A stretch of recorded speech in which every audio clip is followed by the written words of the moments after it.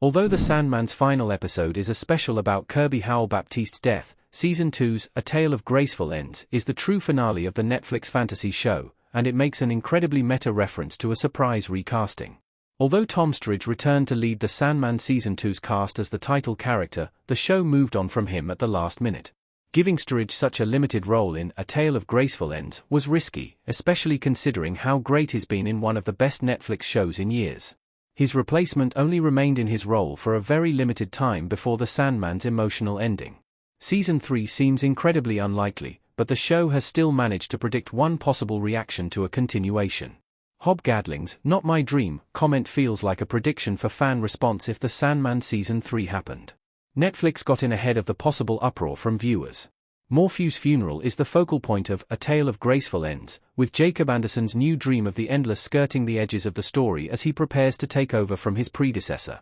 The episode recalls characters both mortal and otherwise to the show, so they can bid farewell to Sturridge's brooding character.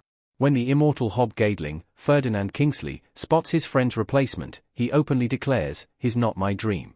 In the context of the story, it's a very understandable line, but it also taps pretty aggressively on the fourth wall. With Sturridge leading the show for most of its run, it will come as a disappointment that he basically doesn't appear in the finale. In instances such as these, it's not uncommon for portions of a fan base to reject the replacement for a beloved character or actor. This is quite a common phenomenon in Doctor Who, for example. When a new actor is cast to play the Time Lord, hashtags such as #NotMyDoctor tend to arise on social media. Anderson's time on the Sandman didn't last long enough to cause any real uproar, with most of his screen time limited to just one episode. However, if the Sandman Season 3 had happened, I can definitely imagine disgruntled viewers missing Morpheus and sharing Hobb's sentiment regarding the new dream. The Sandman fans objecting to Morpheus' replacement wouldn't make any sense. The live-action adaptation was simply honoring the source material. The Sandman is Netflix's live-action adaptation of a comic book series of the same name. The source material was used to create the TV show, although there is a lot more content in the comics than ever made it to the small screen.